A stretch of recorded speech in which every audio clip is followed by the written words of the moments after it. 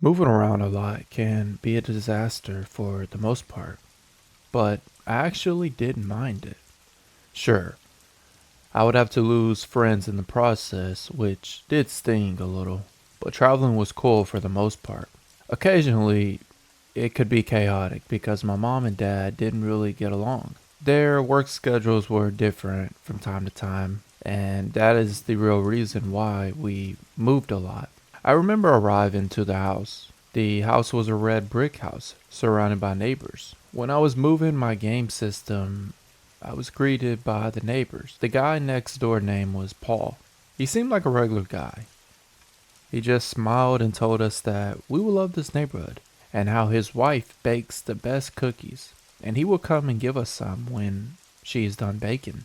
My parents were nice and said, "Yes, that sounds good, Paul," and we kept moving our stuff into the house. I was an only child, so moving a lot did make me a lonely, weird guy, I guess you could say. The only friends I had were online friends. You know, the typical gaming friends. I would always play Dungeons and Dragons, an online game with my friends who I would just call Lava Girl and Pickle Master, only because I don't want their full identity out there. I know their usernames are kind of cheesy and sound insane, but after I finished getting everything into the house before turning on the game and playing for a while, I remember Lava Girl wanted to explore the new part of the map that only high levels could go to, and we explored it and typed in the chat, and there was nobody online at the time because this game was a dead one, to be honest with you. We talked about where I had moved to, and just the state, of course, and what I had for dinner. We didn't know there was another character there. His name was Sky High Man. He was a high level and was just sitting there on the other side of the map, AFK. I remember we started to say hi to the guy in the chat, and he replied at first, and we all just talked about the game and how to level up. But after a while playing the game, we kept talking to this guy. He seemed nice and was helping us defeat dragons and level up. I decided to add him as a friend, and we all played together. I remember asking Sky High Man where was he from and how long have you been playing this game for, because, as I said, he is a high level. He just said where he was from, which was in the state I was in now, and now he is an older guy. I laughed it off and began to play more. He asked me questions like, where where am I from, and do my parents care that I am talking to strangers online? With a ha ha. I laughed it off and told him they know I play this game but I am not giving out any personal information, so what is the big deal? With the LOL at the end. We kept playing with Sky High Man for a few weeks and everything seemed normal for the most part. My mom always had me take out the trash after I was done playing the game. And I remember this would always happen to me. I would always take out the trash outside in my neighbor's window.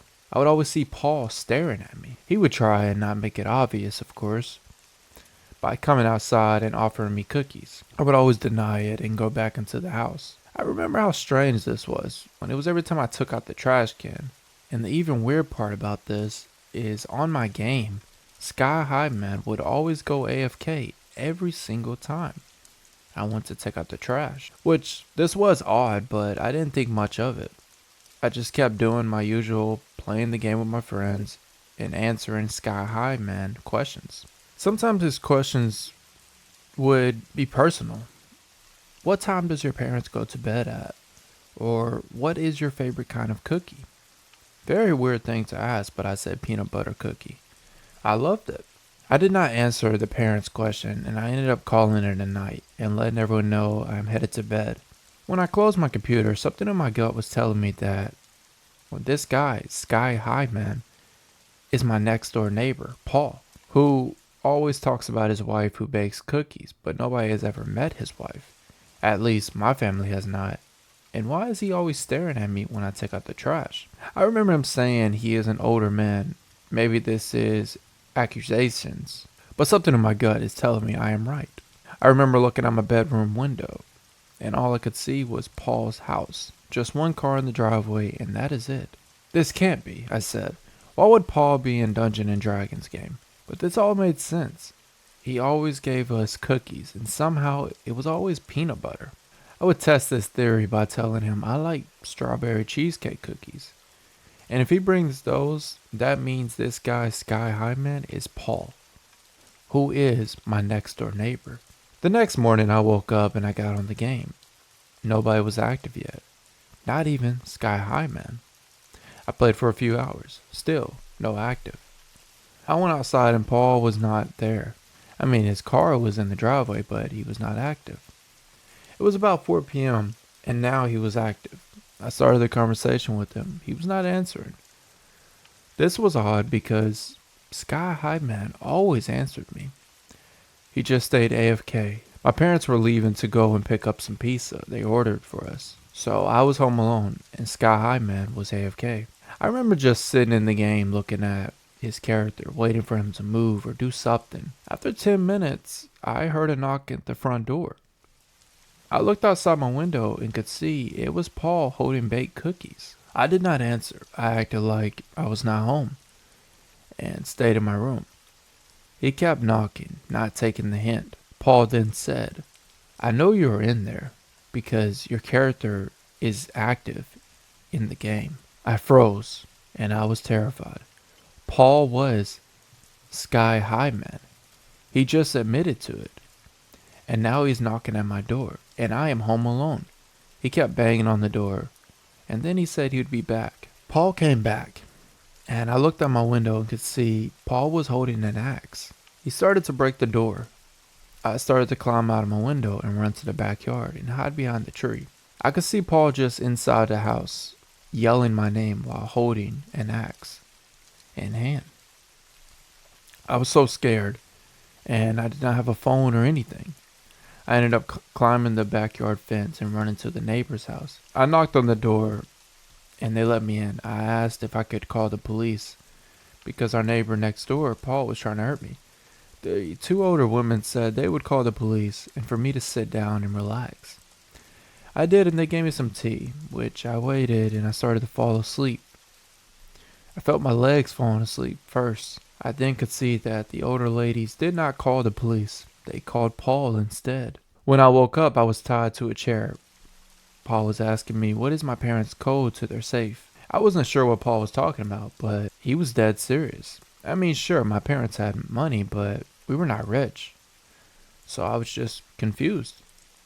I kept telling Paul, I'm not sure, and he kept getting frustrated. I remember telling him, what if I asked my parents? And I did not say what it is for and how naive this would be, I thought, but Paul was on board. He told me if I told my parents anything that happened, he would bury me in his backyard, like he did his wife, Ava. I promised I would keep my mouth shut, and I went home and act like nothing happened. I just told my mom and dad how I went to the park and played with some friends I met in the neighborhood. Now, my parents knew me better than I knew myself, and they could sense something was off. But I was so scared to say anything, so I just kept saying, nothing is wrong, I promise. I hate that I lied to my parents, but I was afraid, and I wasn't sure what to do. Because I don't want my family, or me, dead by this guy, Paul. I waited a few days before trying to ask about the safe. My parents said, how did I know they have a safe? And why, did Paul set you up to this? And laughed it off. The entire time they knew, or was this them joking with me? Because to them, Paul was this nice older guy who was just our neighbor who baked us cookies. But in reality, he was a monster, and nobody knew this but me and Ava, of course. I was about to tell my parents when I heard a knock at the front door. It was Paul. My dad was about to open it, and I whispered to my mom in her ear. She gave my dad a signal that said, no. My dad opened the door and played it off like nothing was wrong and thanked Paul for the cookies before shutting the door. Paul did not get suspicious or anything, and my mom went upstairs and called the police, while my dad stayed downstairs with me. Until the police arrived, they went over to Paul's house and my other neighbor's house and arrested 3 of them. Paul was sent to prison because inside his house was a note to his wife Ava, who he killed recently. Like before we moved in, they found the body because of his note. It turned out him and his wife got into an argument because she found out he was harassing people on the game. And he got really upset and stabbed his wife in the stomach when she went to sleep and buried her body in the backyard. I remember how happy I was that they caught this monster who seemed like a nice guy, but a monster under that mask he faked. This story happened to me a few years ago when I was in college, at the time finishing up my bachelor's degree in business. I would go home for the holidays and we stayed in a nice neighborhood. Everyone knew everyone. When I got home to see my parents, I remember how excited I was and how happy my parents were to see me. My mom and dad and even my younger brother told me about our neighbor next door. Anna has moved and new people have moved in to the house. We have not met them yet, but we wanted to tell you just in case you went over to say hi and she is not there. Anna was like my best friend, so this did sting a little, but I was more focused on seeing my family. We ended up eating steak and potatoes for dinner while my family and I watched a scary movie. Even when I was home, I was always in charge of chores, taking out the trash. So we finished up the movie and I began to take out the trash. I remember when I went outside, I saw the neighbor in the back working on something. I wasn't sure what, but all I could hear were power tools and him hammering a board together. I just threw the trash away and went back inside. I remember getting ready for bed, but this neighbor door was next to my bedroom, and all I could hear was him being loud. I was pretty annoyed at this point, but I closed my eyes and went to bed. The next morning, I took my dog out for a walk. The neighbor next door introduced himself as Peter. He wanted to apologize for making those sounds last night, and he asked if my dog would bite him. My dog name was Bella. She was a sweetheart, and no, she did not bite at all. Peter began to pet my dog, and we made small talk before I went back to my house. I would normally take Bella for a walk in the morning, but most of the time I would just let her outside in our backyard, which we have a fence. I remember I was looking at my classes because I am a woman and I still wanted to be an entrepreneur, business owner, but I didn't have any assignments. Plus, Christmas was in 2 days from now, so maybe school was giving us a break. I was in town, so I called up some friends and we went out and hanged out with them. They were all happy to see me. We went bowling and laser tag. After I went home and I saw Peter sitting on his porch, just looking at me. I just gave a smile before going inside. When I got in the house, I started to call for Bella, but no response. I went outside and looked for Bella. I saw my parents were upstairs and I asked, "Have any of you seen Bella?" Everyone was shocked and said no, Bella is not the type of dog to run away. As I said earlier, she was a sweetheart. I went outside and checked again. Even started to call her name. Still no response. I remember how sad I was because Bella has been my dog ever since I was a little girl. And now she is gone. I kept looking and I still could not find her. I then went over to Peter's house to ask if he saw Bella, my dog. Peter said no and asked if I wanted any tea. I was not in the mood for tea and I just declined his offer and began to look for my dog. I searched the neighborhood. I even started to knock on everyone's door in the neighborhood. Everyone was saying no, they had not seen my dog. I was starting to lose hope until I knocked at this one neighbor door and they answered it. It was a completely new person. I showed a picture and asked, "Have you seen my dog?" It was an older lady and she said, "I have. Peter has your dog." Before shutting the door, I remember how confused I was. Why would Peter take my dog? I just asked him if he saw Bella. Why would he lie? This was all going through my head the entire time. I then went back to Peter's house and instead of asking him if he saw my dog, I apologized to him and asked if I could still have some tea. I remember Peter's face. He was surprised but not suspicious. So this was a good thing, I thought. When Peter invited me in, I asked him, "Where is his bathroom?" He told me and also told me, "Sorry for the mess. Please don't look inside my bathroom cabinets. It's a mess. The toilet paper will be on the sink." I laughed it off and began to shut the bathroom door. The first thing I did was look inside the cabinets. And when I opened it, I saw that there was mail that were in Chinese. I could not understand what these mail letters said, but I knew something was off. So I took some and put them inside my jacket pocket. I then flushed the toilet and went and saw Peter making the tea. I told him I have to leave and it's a family emergency, and maybe next time I can try the tea. Peter was pretty upset, but he also understood, and I left and I went back to my house. I started to translate those letters, and when I got done translating it, the mail Peter was getting was from a company that is in China where they sell dogs to people. And when I say sell, I mean kill. I remember my heart fell to my stomach. Peter was going to try and sell my Bella? I showed my parents and they figured it was best if we called the police. And they handled it. When the police arrived, they went over to Peter's house and searched it. They did not find Bella. The police then asked, Peter, where did he put the dog? Because the mail you're getting is proof, and we can arrest you if you don't tell us. Peter laughed it off and said, it's a dog, not a human. What is so wrong about this? People like to eat dog meat, just like humans eat pig and other animals. The police told Peter that it is her dog and you kidnapped, so you have committed a crime. Peter still went on and said how you should all grow up and realize dogs are not smart. They cannot tell you what long-term and short-term is. The police said we have had enough. Either you tell us or we arrest you. Peter then said, the stupid dog is in my basement. I will get him. No, show us. Peter then showed the police officers. And Bella was in the basement, just barking, but nobody could hear her. The police then rescued Bella and arrested Peter for kidnapping. After that, I remember thinking to myself, can someone check his tea and see if he did not put anything in it? The police said they would check, and to my surprise, Peter had put sleep medicine into the tea. I remember how sick I felt. Not only was Peter going to hurt me, or worse, kill me, he was going to hurt my dog as well. The police arrested Peter, and I went back to my house with my parents, and we all decided that we should get a tracker on Bella.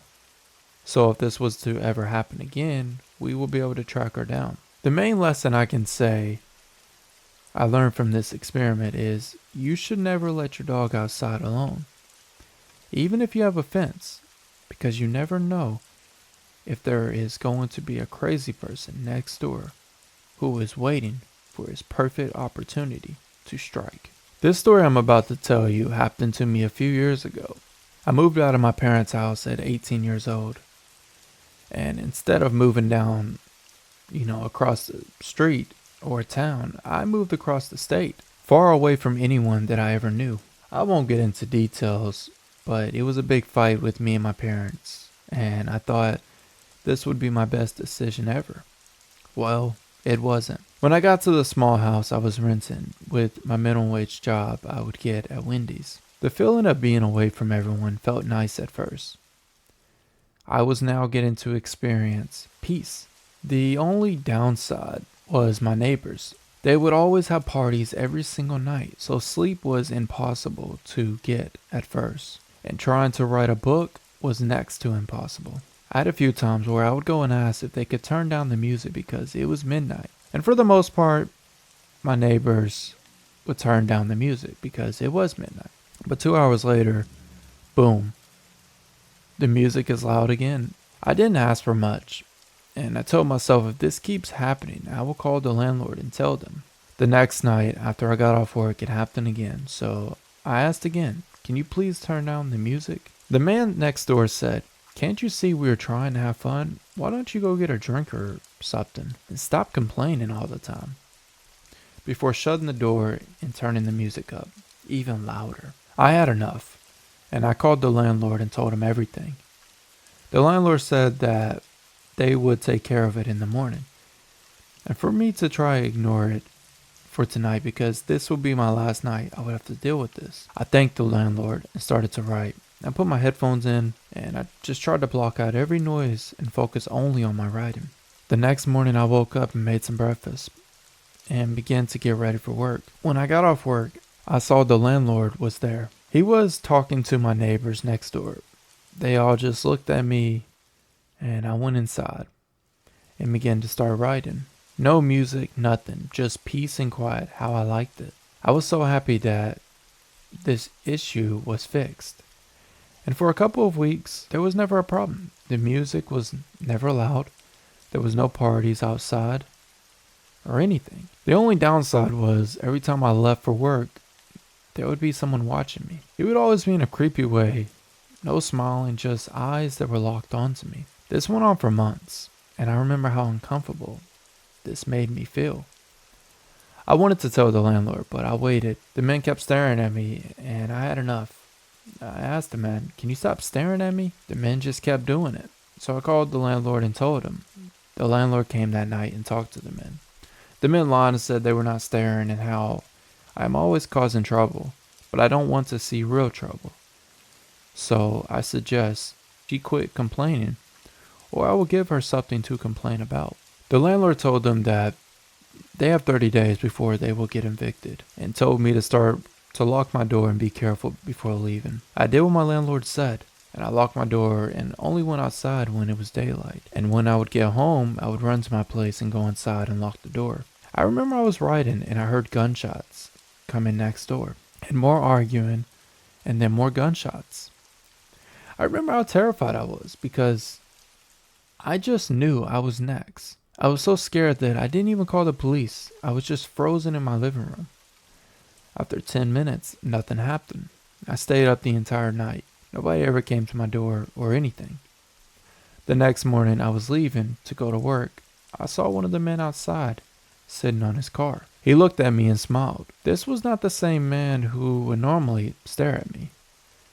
I left and went to work, and I wanted to call the police, but I wasn't sure what I would say. But I did end up calling the police because it just felt wrong if I did not call the police and just let people die.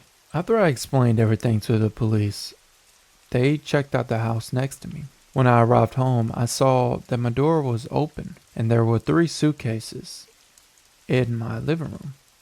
The police did their search and found nothing but drugs and drinks. I told the police that there is 3 suitcases in my living room and I am scared to go into my house. The police searched my house and found nobody. But the police opened the suitcase, and the first one was a pair of legs. The next was arms, and the third was a human head. I remember how terrified I was. The police called for backup, and even the police officer were making faces. Because what type of person is this sick who would cut up a human body and stuff it into a suitcase? When the backup arrived and my landlord arrived, he gave all the information from his previous owners. The police were able to track the man who did it, which happened to be the guy who was staring at me and smiling. He killed his best friends that night and buried the body in the desert. I called my family that night and I told them, and they begged for me to come home. I got on a plane that very same night and went back to my parents' house. I did not feel safe anymore, and my landlord was understanding. I paid my last deposit before leaving. When I got home, I explained to my family what happened, and how I just want to go to college and never have to deal with this ever again. I was so scared that that could have been me in the suitcase. That's all I could think. I was happy to be home now, and I knew after this, it would be a very long time until I would ever move to a different state. But I know one thing for sure. I will never go back to that house again. Working as a police officer can be fun for the most part. But there are times when you get a disturbance call, and even if you are on your lunch break, you still have to go and check it out. I remember I was eating Subway, and I got a call asking for me to go and check out Deborah's house. Now, she is a younger woman who would always call us about her boyfriend Mike, who would threaten her but never put his hands on her. I went to Deborah's house and I could see Mike on the porch, and Deborah was inside the house watching TV as usual. This was a usual thing, so I was just used to it. I would ask what happened and hear both sides of their story. And it was always a disagreement over something small, like you need to take out the trash and clean up after yourself. And I told them that these are small arguments. You don't have to call us unless it's something serious. They both said that they would leave us out of it, and they apologized to each other before I left. For the rest of my shift, I didn't have any calls or complaints. Just a smooth day, I thought. I remember getting off work and going to the bar to get a beer. I looked over and saw Mike. Mike never left the house unless him and Deborah were arguing. Mike looked over at me and said, "Oh, hey, did you have a good day at work, or did it go by fast?" I laughed and told Mike my day was not bad. How about you? Mike smiled and said, "My day will be better now that she is gone." I remember looking at him, and he started to laugh. I asked if he was being serious about Deborah being gone. Mike said, "I can show you." I remember following Mike to his car, and he said, "Open the trunk." I opened it, and inside was a bag. I started to open the bag, and I could see hair. It was the same hair Deborah had, and I felt unsafe and arrested Mike. I called for backup, and the police checked inside the bag, and to my surprise, it was Deborah, just her body. We took Mike in for questioning. What Mike told me still lingers through my mind. When I got home, Deborah was telling me to take out the trash. I told her to wait, or she will be in the trash. She laughed it off, and this made me angry. I saw Deborah watching TV, so I went behind her and strangled her to death. I remember her trying to breathe or even make a sound. I just wanted her gone. After I got rid of Deborah, I grabbed the trash bag and put her body inside. I didn't cut her up because that would show through the trash bag. I then waited until it was dark outside, and I put her body in my trunk before heading to get a beer. That is when I saw you. I wanted to tell you, but I also didn't want to get caught. But then again, I don't have a lot going on in life. I just work, argue with my girlfriend, and drink my beers. That is it. So deep down, I didn't mind getting caught because maybe the jail beds will be better than mine. I remember how serious Mike was. Mike didn't have anything to lose, so he just decided, why not kill the woman he claimed to love? It showed us that when a person is done and stops caring, you should leave, because you never know if they are planning on to kill you. Deborah didn't see this coming. Her and Mike argued, but he never put his hands on her. He always tried to calm her down when she would get frustrated. I remember he was the reason Deborah didn't commit suicide. But I guess with all those fights and arguments, Mike just got tired and took it to the next step, which was getting rid of Deborah for good. This story happened to me a few years ago when I was dating a girl named Anna. We had met at a movie theater.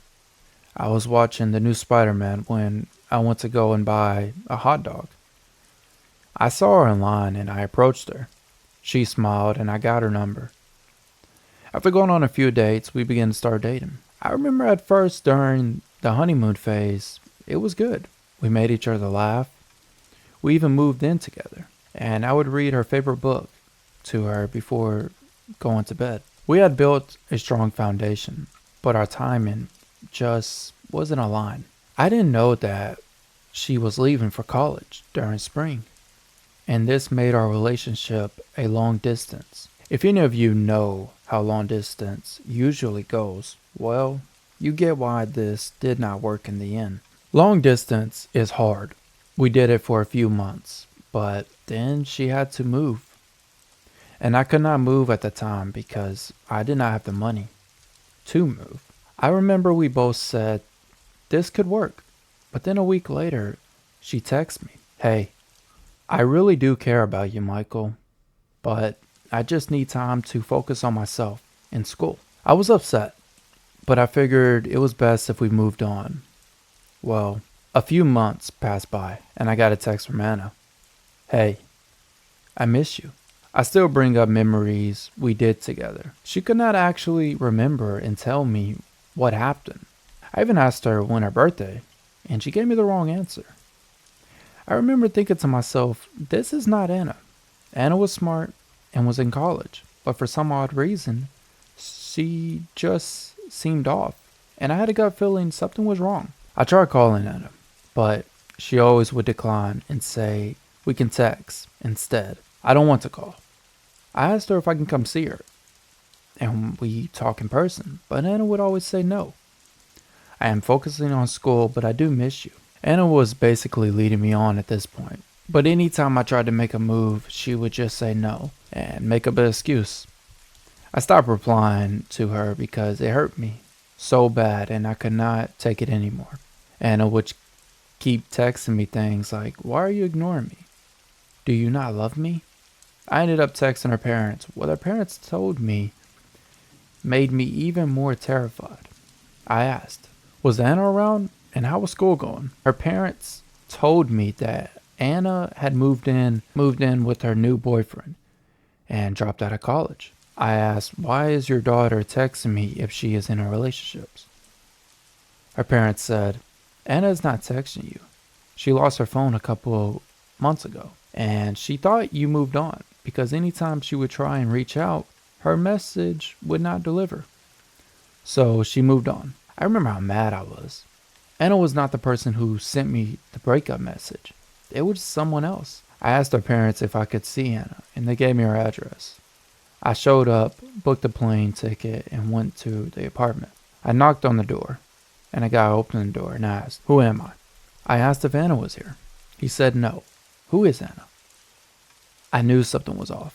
I called her parents, and her parents tried to get a hold of Anna. They could not find her. They even tried her boyfriend, which they didn't get any response. I decided it was best if I called the police and explained to them this entire situation. The police said that they would look into it. They asked the guy a few questions. The guy answered, but was also lying. You could tell because he would look off and shake as if he was on drugs or something. The police knew something was off and asked if they could search his place. The guy declined. So the police went and got a search warrant. After the police got approved for the search warrant, they began to search the place. They saw pictures on the wall of me and Anna, and a laptop open with her phone hooked up to it, with all her contacts and pictures and everything you can use to blackmail someone. Also her bank account information as well. Also in the back room, Anna was in the bed, chained up, duct taped over her mouth. This guy had kidnapped Anna. The guy was arrested, and this guy was faking to be Anna's boyfriend. But the whole time, she had got kidnapped.